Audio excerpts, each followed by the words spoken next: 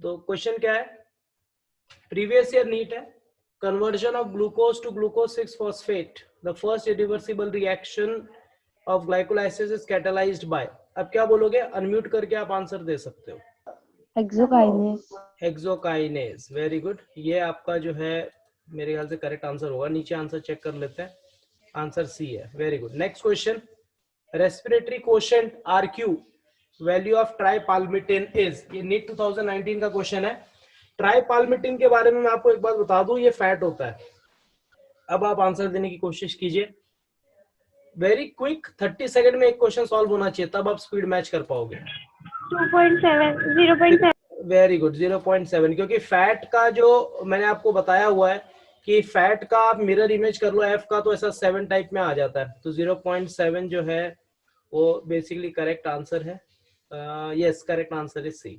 चलो नेक्स्ट ले लो, where is respiratory ETS system located in plant. ये ओडिशा नीट 2019 का है। मतलब जो ईटीएस होता है बेसिकली वो कहाँ पर लोकेटेड है प्लांट्स में, प्लांट्स में हो या एनिमल्स में हो, बेसिकली सेम ही जगह पे रहता है, कोई फर्क in a mitochondrial membrane. Okay, let's check out the answer. Very good, answer is C, inner mitochondrial membrane. Good. इसके बाद जो है नेक्स्ट क्वेश्चन ये है, what is the NAD+ in cellular respiration. Cellular respiration जो हम पढ़ते हैं उसमें NAD+ क्या है। ये एक एंजाइम है या इलेक्ट्रॉन कैरियर है या कोफैक्टर है या फाइनल इलेक्ट्रॉन एक्सेप्टर फॉर एंडोपिक रेस्पिरेशन। बहुत इजी क्वेश्चन है, नीट 2019 में आ चुका है। एंजाइम है। एंजाइम आप बोलोगे ना बच्चा तो आपको थोड़ा सा सोचना पड़ेगा, ये एंजाइम नहीं है। ईटीएस में अगर आप it functions as a electron carrier. आपने अगर ईटीएस में देखा होगा तो NADH जो था वो 2 हाइड्रोजन देके 2 इलेक्ट्रॉन दे देता है ना, तो it functions as electron carrier. Okay, चलो next question, which of these statement is correct. पहला स्टेट, ये नीट 2018 का क्वेश्चन है, enzyme of TCA cycle are present in mitochondrial matrix. पहला, ग्लाइकोलाइसिस अकर्स इन साइटोसॉल। दूसरा, glycolysis operates as long as it supplies with NDA that can pick up the hydrogen atom। क्या बोलते हो, which one is the correct statement। आपको इसमें से ये पहचानना है कि करेक्ट स्टेटमेंट क्या है। तो एक सबसे इंपॉर्टेंट चीज, ध्रुवी ने सही आंसर दिया हुआ है कि oxidative phosphorylation takes place in the outer mitochondrial membrane. Very good Dhruvi, nice, keep it up. Next question जो है, which statement is wrong for Krebs cycle. जो हम क्रेब्स साइकिल पढ़ते हैं कौन सा स्टेटमेंट गलत है, आपको बताना है which statement is wrong for Krebs cycle. पहला, there is one point in the Calvin cycle where FAD is reduced to FADH2 during conversion of succinyl coenzyme into succinic acid, a molecule of GTP is synthesized। ध्रुवी कह रही हैं सी, तो जरा देख लें। The cycle start with condensation with pyruvic acid। Very good Dhruvi, ये बिल्कुल सही है, ये गलत स्टेटमेंट है क्रेब्स साइकिल का, क्योंकि जो एसिटाइल कोएंजाइम ए होता है वो कंडेंस पायरुविक एसिड के साथ नहीं होता, OAA के साथ होता है, ऑक्सैलो एसिटिक एसिड। ये नीट 2017 का क्वेश्चन है, very good, correct answer is C. अच्छा, नेक्स्ट क्वेश्चन है, which of the following biomolecule is common to respiration medical breakdown of fat, carbohydrate and protein। मतलब जब आप फैट खाते हो, कार्बोहाइड्रेट खाते हो, प्रोटीन खाते हो, तो ये सब जब ब्रेकडाउन होते हैं तो कहीं ना कहीं एक कॉमन कंपाउंड पे आके समझौता करते हैं। तो कॉमन कंपाउंड क्या है जो इन तीनों को जोड़ देता है। कौन सा बेटा? Acetyl CoA। Very good Siddharth, very good, and very good everyone, acetyl coenzyme है, क्योंकि हमने पढ़ा हुआ है एम्फिबोलिक पाथवे में देखा था। Very good. नेक्स्ट क्वेश्चन क्या है, ऑक्सीडेटिव फॉस्फोराइलेशन इज। आपको बताना है कि ऑक्सीडेटिव फॉस्फोराइलेशन क्या होता है। नाम से आपको समझ पाएंगे, ऑक्सीडेशन भी हो रहा है और फॉस्फोराइलेशन भी हो रहा है। So what is oxidative phosphorylation. ये ETS से कनेक्टेड है, ये बात ध्यान रखना। जहां पर भी ऑक्सीडेटिव फॉस्फोराइलेशन वर्ड आएगा ना, आप इसको ETS से जोड़ सकते हो। तो यहाँ पे क्या आंसर दोगे आप ऑक्सीडेटिव फॉस्फोराइलेशन में, क्या है oxidative phosphorylation? Anyone would like to answer? B sir. B नहीं होगा बेटा, ऑक्सीडेशन ऑफ फॉस्फेट ATP नहीं, डी ये नहीं हो सकता। क्यों मालूम है? ऑक्सीडेटिव मतलब क्या होता है? हाइड्रोजन का लूज करना, दैट इज ऑक्सीडेशन। फॉस्फोराइलेशन मतलब हाइड्रोजन लूज करने के बाद फॉस्फेट का जुड़ना और एटीपी बनना।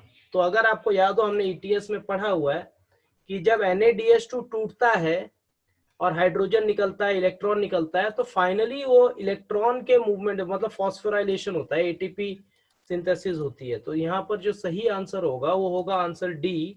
और नहीं विकास, आपका भी गलत है बाबू, ठीक है। चलो यहाँ पे सही आंसर डी होगा, yes it is D, very good. Cytochrome are found in, बहुत सिंपल सा क्वेश्चन है, साइटोक्रोम आपको कहाँ मिलता है?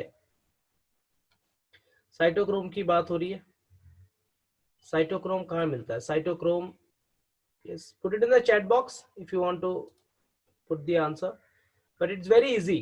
साइटोक्रोम अगर याद हो, साइटोक्रोम B, C1, CA और A3 ये ETS में इन्वॉल्व थे। और ETS कहाँ होता है? तो हम कहते हैं इनर मेम्ब्रेन, और इनर मेम्ब्रेन जो होगा वो फोल्ड हो जाएगा ना। तो what will be the correct answer? Anyone? Dhubri, very good, correct, आप करेक्ट हो। विकास नहीं बेटा, आउटर वॉल का तो कोई चांस ही नहीं है यहाँ पर, ठीक है। Cristae of mitochondria. Yes very good, it is cristae of mitochondria, ठीक है, दैट इज ए।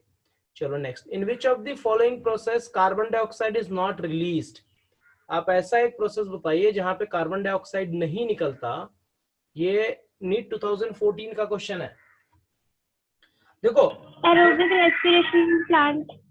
बेटा एरोबिक अगर रेस्पिरेशन हो रहा है तो कार्बन डाइऑक्साइड निकलेगा ही निकलेगा, उसमें कोई ऑप्शन नहीं है। आपने याद होगा फर्मेंटेशन हमने पढ़ा था, दो टाइप के फर्मेंटेशन थे, अल्कोहलिक फर्मेंटेशन और लैक्टिक एसिड फर्मेंटेशन। तो अल्कोहल फर्मेंटेशन में हमने 3 स्टेप किया था, ग्लाइकोलाइसिस, डीकार्बोक्सिलेशन और रिडक्शन। लेकिन जब आप लैक्टिक एसिड फर्मेंटेशन पढ़ते हो तब आप ग्लाइकोलाइसिस के बाद डायरेक्ट रिडक्शन करते हो, डीकार्बोक्सिलेशन नहीं होता। मतलब मैं ये कह सकता हूं कि लैक्टिक एसिड फर्मेंटेशन में कार्बन डाइऑक्साइड निकलता ही नहीं, क्योंकि उसमें डीकार्बोक्सिलेशन स्टेप होता नहीं है। तो यहाँ पर सही जवाब जो होना चाहिए वो है ऑप्शन डी, और सही जवाब दिया है ध्रुवी ने, वेरी गुड ध्रुवी। चलो इसका आंसर चेक लें, yes it is correct.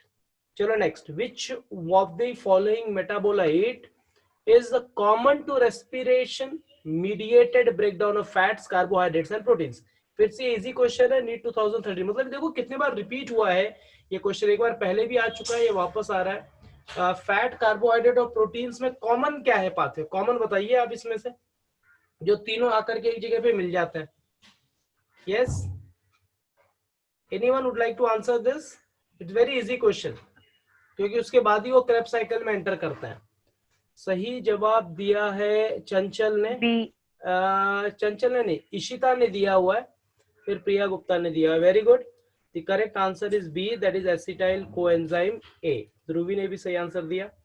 Next question, in mitochondria, देखो 30 सेकंड में आंसर देने की कोशिश करोगे ना तब मजा आएगा, तभी आप फिर जो है टाइम फिजिक्स और केमिस्ट्री के लिए नीट में बचा पाओगे, नहीं तो बहुत डिफिकल्ट हो जाएगा। माइटोकॉन्ड्रिया में प्रोटॉन जो है H+ आयन कहाँ पे एक्यूमुलेट होगा? प्रसाद वेरी गुड, करेक्ट है। ध्रुव मेहता बिल्कुल सही हो आप। विकास नहीं, आउटर मेम्ब्रेन नहीं होता बेटा, वो इंटर मेम्ब्रेनस स्पेस में होता है, ठीक है। तो यहाँ पर प्रोटॉन एक्यूमुलेट हो जाता है, करेक्ट आंसर इज सी। अच्छा, the energy releasing metabolic process in which substrate is oxidized without an external electron acceptor is called? मतलब एक ऐसा प्रोसेस जहां पे एनर्जी रिलीज हो रही है, सबस्ट्रेट ऑक्सीडाइज हो रहा है। अब और यहाँ पर जो है, जो सबस्ट्रेट ऑक्सीडाइज हो रहा है, basically it's without any external, ठीक है, विदाउट एनी एक्सटर्नल थिंग। सो बताइए आप इसमें क्या होगा?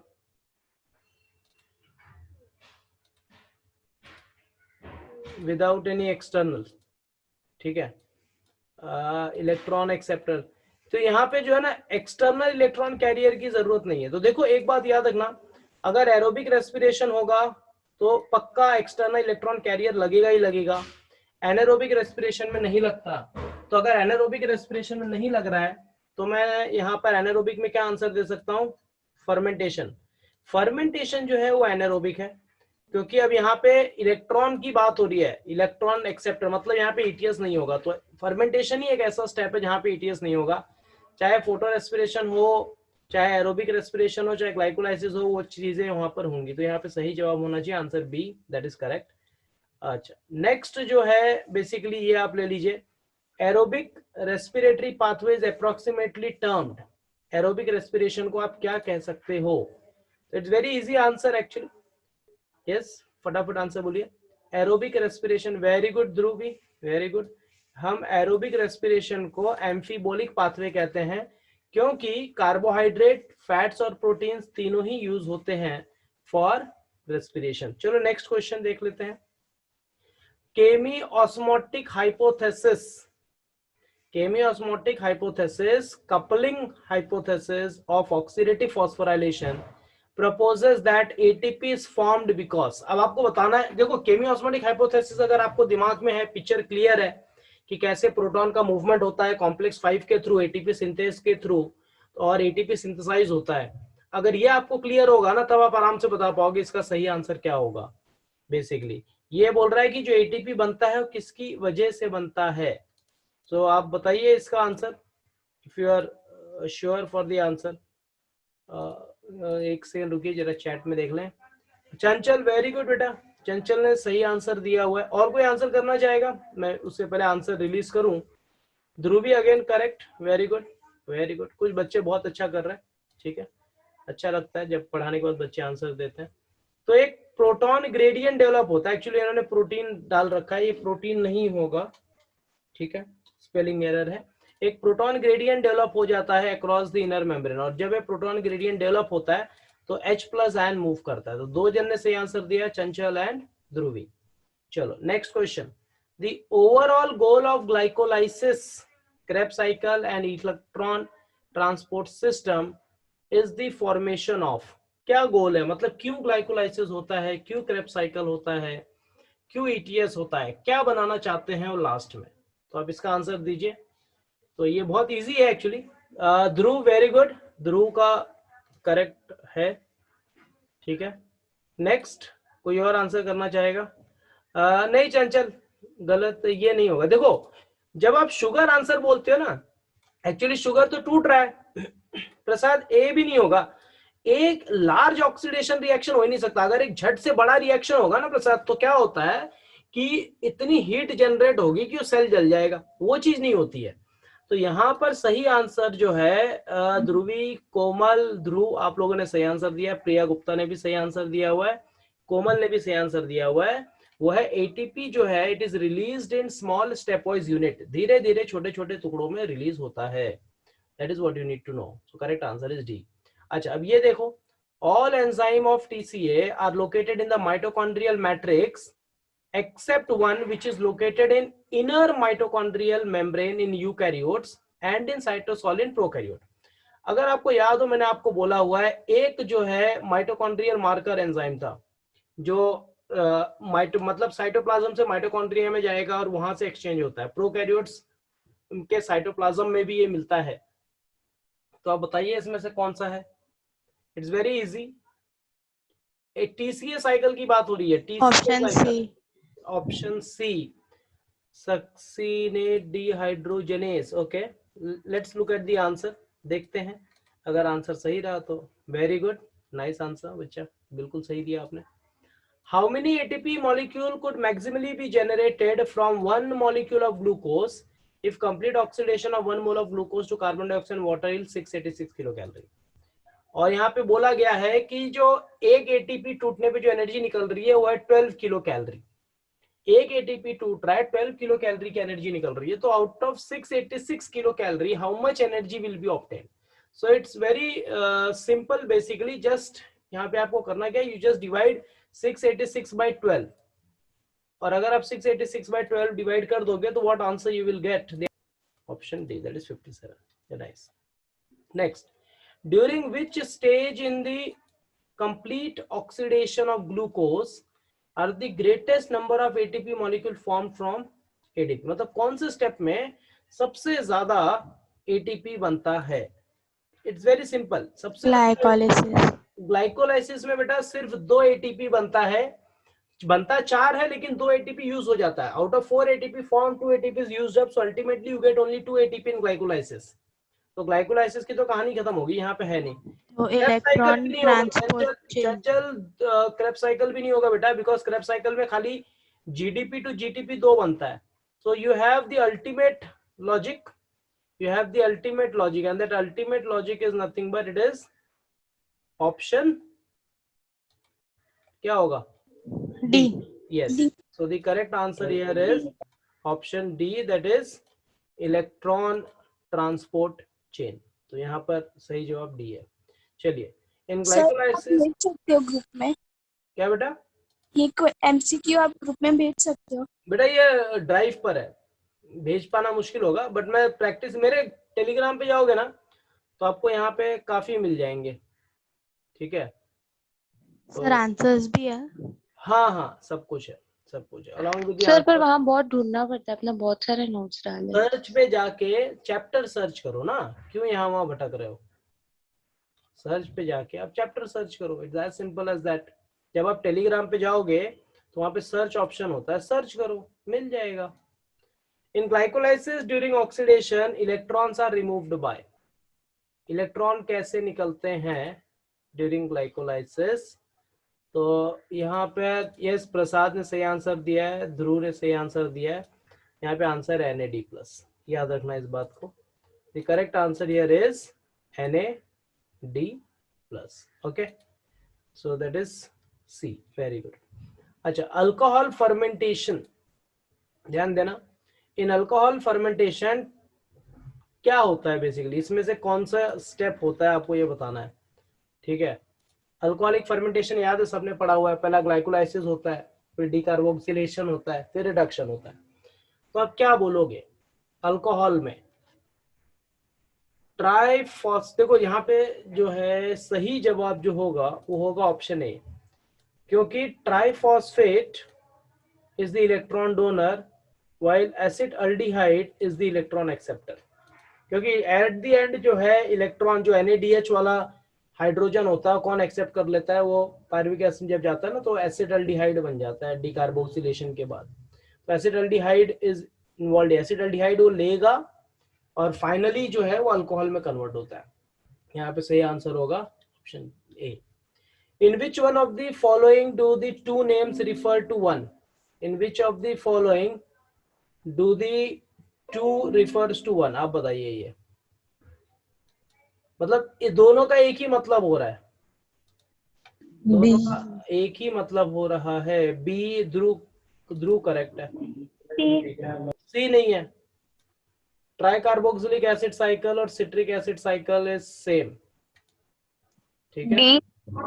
B is the correct answer, I think so, let's check it out, देख लेते हैं एक बार। यस, बी करेक्ट है। How many ATP molecules are produced by aerobic oxidation of one molecule of glucose, एक ग्लूकोज टूटता है तो कितना ATP मिलता है। तो बहुत इजी क्वेश्चन है, ठीक है, 2002 में आया हुआ क्वेश्चन है ये। The correct answer is Dhruv correct, 38, very good, C. Next, cytochrome क्या है basically, what is the nature of cytochrome, whether it is a metallo flavoprotein और Fe कंटेनिंग पोरफायरिन पिगमेंट, या ग्लाइकोप्रोटीन है या लिपिड्स है, आप क्या कहोगे इसको। Option A. नहीं, FeS अगर आपको याद हो हमने पढ़ा हुआ है, ठीक है, हमने FeS पढ़ा हुआ है। मेटालोफ्लेवोप्रोटीन नहीं है ये, basically it is ion containing porphyrin pigment, ठीक है, आयन कंटेनिंग पोरफायरिन पिगमेंट। जब मैंने फोटोसिंथेसिस पढ़ाया था और क्लोरोफिल का स्ट्रक्चर बनाया था, तब मैंने आपको कहा था कि Mg को अगर आप Fe से रिप्लेस कर दोगे तो वो साइटोक्रोम बन जाता है, और अगर टेल को निकाल दोगे तो क्या है? बेसिकली जो है, हाँ, यस, कोई डाउट, ओके, चलो, तो the correct answer is B, Fe containing porphyrin pigment. अच्छा, net gain of ATP molecule during aerobic respiration, ये बहुत ही ट्रिकी क्वेश्चन है, नेट गेन की बात हो रही है, ठीक है। Net gain of ATP molecule during aerobic respiration is 36 molecule. हालांकि 36 और 38 में हमेशा कंफ्यूजन बना रहता है, लेकिन ये डिपेंड करता है शटल के ऊपर। अगर मैलेट एस्पार्टेट शटल फॉलो कर रहा है, तब तो आप जो है दूसरा नंबर ऑफ एटीपी बोलोगे। अगर ग्लिसरॉल फॉस्फेट शटल फॉलो कर रहा है दूसरा, मैलेट एस्पार्टेट में 38 है और ग्लिसरॉल फॉस्फेट शटल में 36 है। तो हम मान के चलते हैं कि ये इसका आंसर 38 ना होकर के 36 क्यों है, हम ये मान के चलते हैं कुछ भी हो जाए कम से कम इतनी एनर्जी तो हमें मिलनी है, कम से कम। So that is why net gain हम 36 एटीपी मॉलिक्यूल कहते हैं। Which one of the following statement about cytochrome P450 is wrong? Cytochrome P450 में क्या गलत है? देखो साइटोक्रोम का लॉजिकली जो है ये एंजाइम है, नो डाउट ऑक्सीडेशन रिएक्शन में इन्वॉल्व है, ये भी बात सही है। It is a coloured cell, ये कोई सेल नहीं है पहली बात, ठीक है। ये साइटोक्रोम P450 ये सेल नहीं है, तो यहाँ पर yes Dhruv correct, the answer is a. Let's see the next one. Which of the following is the key intermediate compound linking glycolysis and Krebs cycle? Glycolysis और Krebs cycle को कोई जोड़ता है तो क्या है? तो we need to understand जो glycolysis हुआ था उसमें क्या था, एक ग्लूकोज मॉलिक्यूल टूट के 2 पायरुविक एसिड्स फॉर्म हुए थे। Those 2 pyruvic acid undergone oxidative decarboxylation और क्या बना, एसिटाइल कोएंजाइम है। Yes, very good correct. कुछ बच्चे बहुत अच्छे से आंसर कर रहे हैं। Okay. Next, in Krebs cycle, the FAD सबको पता है, flavin adenine dinucleotide precipitates as electron acceptor during conversion of। FAD कब बनता है FADH2 में? ये बहुत सिंपल सा स्टेप है। FAD कब जो है FADH2 बन जाता है या FADH बन जाता है? ये ग्लाइकोलाइज, अगर आपको Krebs cycle का स्टेप आ रहा है तब आप आराम से बता सकते हो, जब सक्सिनिक एसिड फ्यूमरिक एसिड में बनता है। Very good. चलो, the end product of fermentation are, what is the end product of fermentation? तो end product fermentation हुआ तो कार्बन डाइऑक्साइड और यस ध्रुव करेक्ट, इथाइल अल्कोहल, इसके अलावा और कोई ऑप्शन अपने पास नहीं है। So this is the correct answer, that is option D. चंचल भी सही है। ये लास्ट क्वेश्चन आप ले लीजिए, ठीक है। The correct sequence of electron acceptor in ATP synthesis. अब साइटोक्रोम का सीरीज आपको बताना है, साइटोक्रोम की आपको सीरीज बता देनी है। क्या होगा? It is B, C, C1, A और A3। तो B, C, A और A3 भी ले सकते हो। तो अगर B, C, A और A3 लोगे तो जो सही आंसर आएगा वो आपका आएगा ऑप्शन डी। देख लेते हैं। Yes, the correct answer is option D.